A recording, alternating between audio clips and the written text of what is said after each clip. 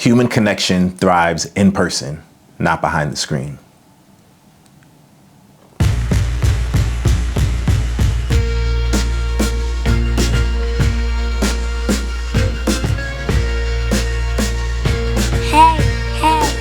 Tell me more. Welcome back to Tell Me More with me, CJ Quarterbaum. Tell Me More exists to bridge the gap in intergenerational dynamics. So I talk about Gen Z leadership and preparing for the future. Today, we're going to talk about the future, the importance of real connection in disconnected times. We live in a time and place in this world where we are more connected than we've ever been. And yet, we are the loneliest we have ever been. Sociologists are calling this present moment a loneliness epidemic. It doesn't make sense. We have all of the apps, all of the ways to keep in touch. We know what everyone that we've ever went to school with is doing. We are so connected. Celebrity in this day and age is so weird. We know everything about what people had for breakfast, and yet we find ourselves so profoundly lonely. We are wired for human connection. We're not meant to be alone. This idea that I can just live in my little bubble and not ever have to deal with other people, it's just not real. And yet, so many of us have been fooled into thinking that online interactions and having thousands of friends on social media and the constantly swiping and being just a text away is the same thing as in-person real connection. There's this theory called social displacement. Essentially, it's the fear that the more time spent online, the less we'll interact in person. And this fear has been around ever since the invention of the telephone. Ever since we started to find more ways to communicate with each other, this has always been a kind of behind the scenes fear. This idea that, if we talk on the phone all the time, then we're never going to see people in person. Now we have the internet. We're never going to see people in person. And it feels like we're all moving towards a Ready Player One kind of life. Or, I don't know, what's another movie? You tell me in the comments, what's another one of those dystopian kind of future-facing movies or shows where people they're living online and never interacting in person? The essential fear is that with every piece of communicative technology that we get, there's a debate about whether or not this is good or bad. I was having this conversation today, actually, with someone, and we were talking about how young people today, I'm talking little kids in particular, they're lacking the social skills. They spend all of their time in front of screens. And you find 2, 3-year-olds who are addicted to phones and addicted to iPads. And as a parent, I get it. It is kind of like an easy, quick solution to throw the screen in front of your kid. But what do we lose in those moments? I cannot tell you the amount of times I've gone to a restaurant and I'll see a couple with their young child, and the young child, I'm talking 3, 4, 5 years old, will have headphones and an iPad in front of them so mom and dad can enjoy their dinner. But what does that kid miss out in that moment? Miss out on? They miss out on conversation. I teach my kids, you got to order for yourself. If you want something, you need to ask for it. Maybe this kid is missing out on that moment. I walk through the grocery store and I know how hard shopping with kids can be because you're constantly saying, no, we can't have that. No, you're not getting that. Listen, there's a reason we don't buy these things. But I don't think the answer is to stick your kid in the shopping cart and then give them a screen to placate them. You see, this is where we think about the downstream effects of these decisions. If this is what kids are used to, if this is what they grow up with, then they hit those teenage years and they can't have a conversation. They can't look you in the eye. See, these are the concerns that we're not always thinking about because we're living in the moment and we're trying to just get through the day. Most of us, really, we're just trying to survive the day. Recently, the actor Jesse Eisenberg appeared on NPR and talked about using ChatGPT to help him with his anxiety.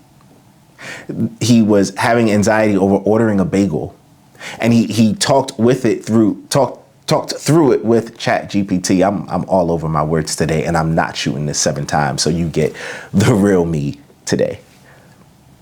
The New York Times Daily Podcast just did an episode where this woman talked about falling in love with ChatGPT, training it to essentially be her boyfriend.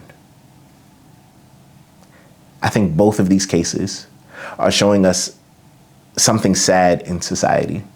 Why did Jesse not have someone he can talk to, a friend, someone nearby, someone he could text, someone he could call, which isn't the same as in-person interaction, but why turn to AI?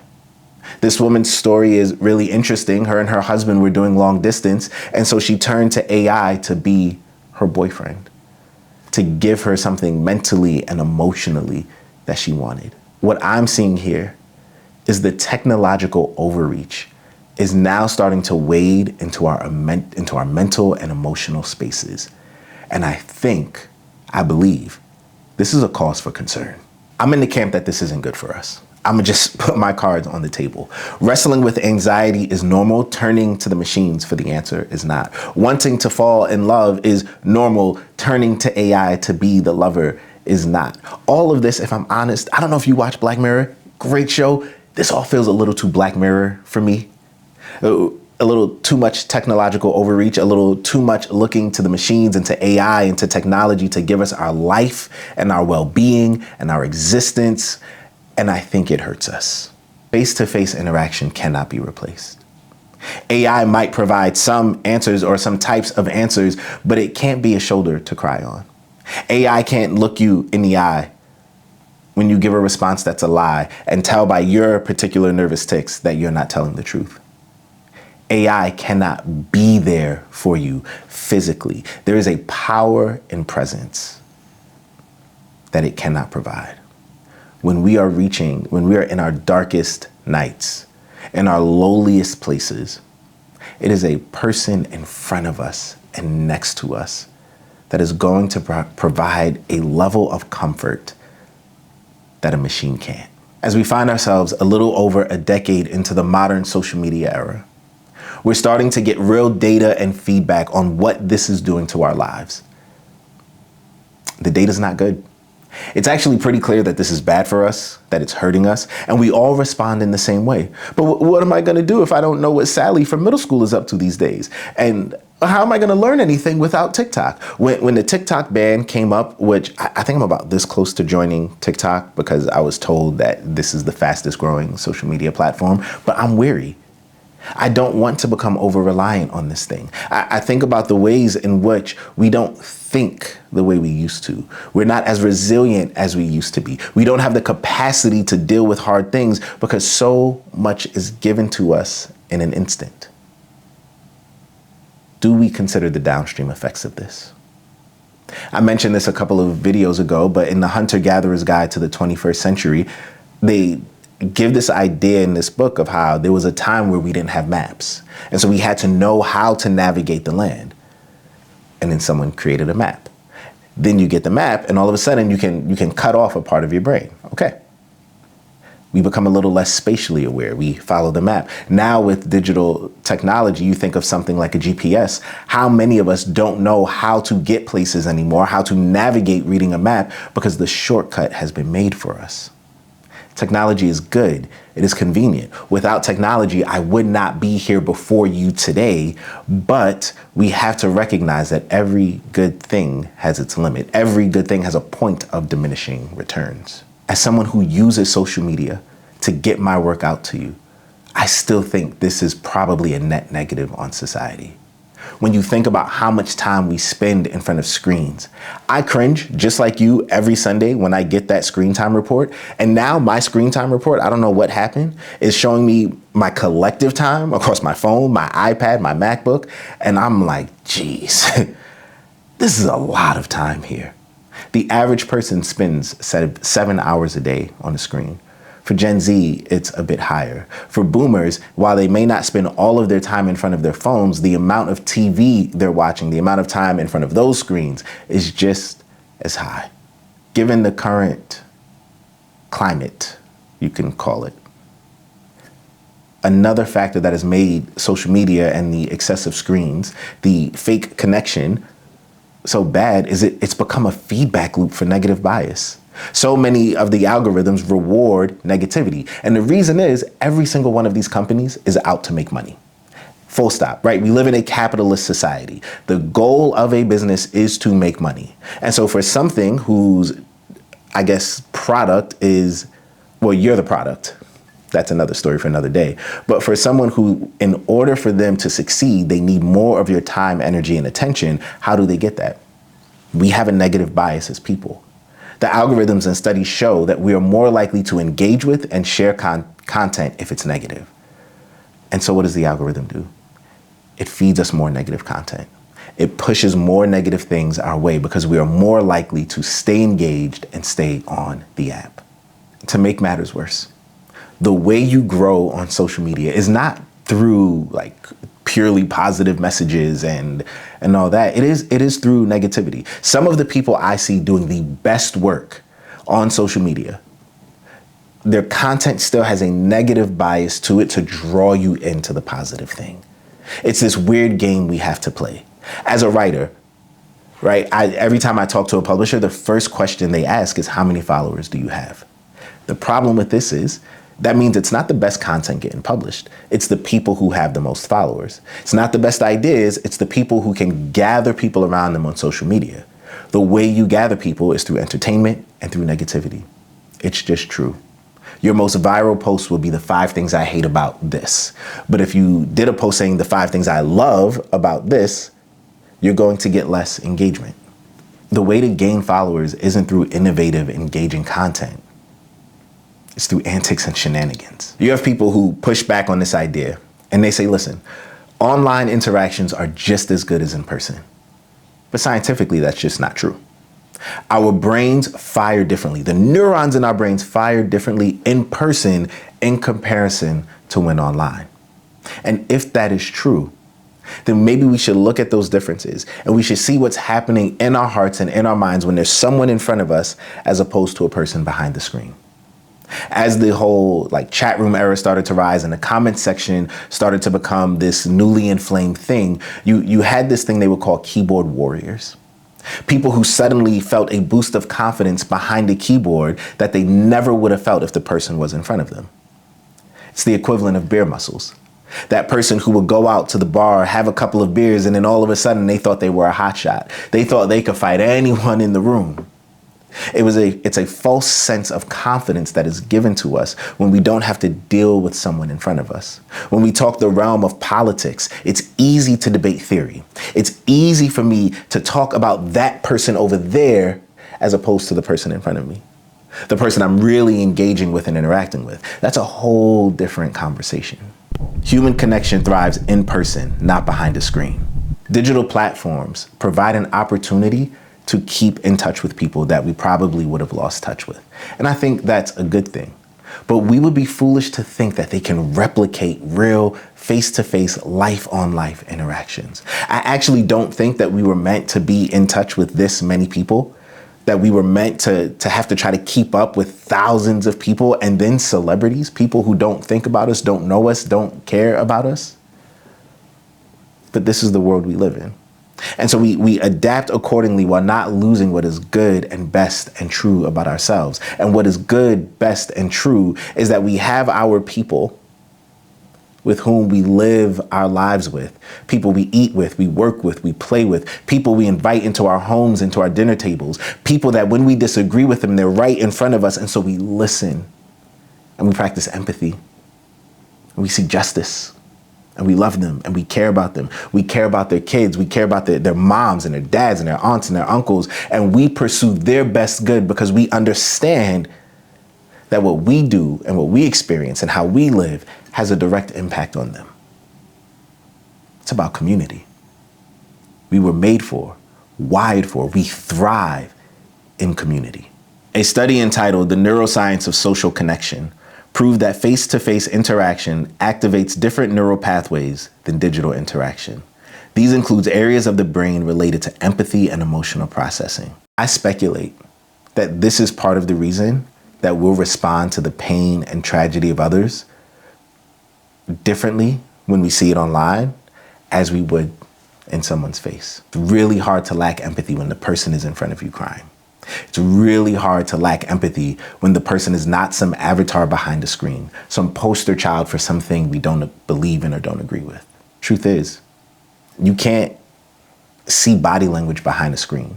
You can't hear tone in a text. You don't get all the little moments that are the foundation for human connection when we're dealing with online interactions. I think it's great to text someone in a time of need, but we get something totally different when in that lonely hour, the person is next to us. And this is true even for relationships. A study out of the University of Tilburg showed that couples experienced more peace and harmony with each other when they spent more time talking to each other as opposed to texting. Online interactions just can't replace you in-person ones. There's a social contagion, a cultural dynamic that happens when we're in the room together. Have you ever been at a sporting event or a concert or something and everyone else is super excited, at a comedy show and everyone else is laughing, but you're the one that's not? It's really hard to do that because the atmosphere of the room sweeps you up in it. And this is probably another video for another day, but the same is also true on the negative side of emotions. Think about the rooms and the spaces that you occupy, some of the most joyous times that you felt in a group of people. How do you replicate that online?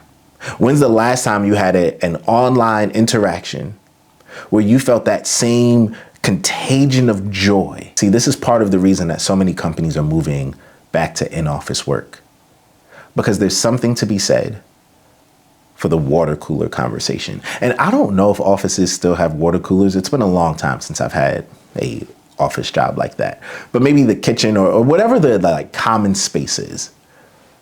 There are ideas that are formed from just chit-chatting over a cup of coffee. There's interaction, there's connection that is made. And all of a sudden, Bill from accounting is no longer just Bill from accounting. He's Bill that you talk to in the kitchen. Bill who runs out of here at 4:57 every day to make his train so that he can make it to his kid's soccer practice. All of a sudden, maybe you're a little lighter with Bill. You treat Bill with a little bit more kindness. You're a little bit more gracious with Bill's mistakes. But if Bill is just employee number 2876 behind the screen, you don't need to have empathy for Bill. You don't even get to interact with Bill in a way in which he might bring innovative solutions to you. He's just another number. Coming back in office, while I don't think we need to be there 5 days a week, 9 to 5, because even those parameters are made up, there is something to be said from a work standpoint, whatever it is you do, for having those collaborative moments where you can come together. A lot of people who work from home are starving for human interaction. I personally know several people who their entire existence is working from home, and they can go weeks at a time without leaving their homes. We become so used to something we think it's normal, and it's only when we get out and we realize, man, I haven't been hugged in 2 weeks. I haven't seen another person face to face in 2 weeks, that we recognize there is a problem. And if we don't think that this has a serious impact on our mental health, we are deluding ourselves. There's a reason this time is being called the loneliness epidemic. So what does it look like for us to get from behind the screen and get in person? What does it look like for us to expand beyond what might be our natural comfort zones and get to know some people? Because human connection thrives in person, not behind a screen. If you remember about a month ago, I wrote about 5 regrets of the dying. One of those regrets was about not investing in friendships and people. As we find ourselves in the middle of this loneliness epidemic, as we find ourselves more and more online, interacting with people less and less in person, how can we reverse this? You have an opportunity right now, wherever you sit today, because it's not too late as long as there's breath in your lungs. You have an opportunity to invest in relationships or to form and build new ones. Now, I know some of us lean a little more introverted. I'm probably in my basement with a camera because I'm a little more introverted. But what can we do? Is there a sport you love that you can go play recreationally? Maybe there's a hobby you have, photography, painting, I don't know, running. Run clubs are a really big thing right now. Where are the spaces and places that you can get to meet people? Maybe you start attending religious services again. Maybe you join your local PTA or community council. How can we get out and start to invest in full, life-giving, fulfilling relationships so that whenever it is we come to our end, one of our regrets isn't that we didn't invest in time. We didn't invest time in people. Maybe you're watching this and you're thinking to yourself, CJ, I hear you, but I like my little setup. I like being alone. I like the isolation. I don't think it's that bad. And you know what? I don't need to see people in person because my thousands of friends online are just the same. To you, I say, what do I know? I'm just some guy from Brooklyn.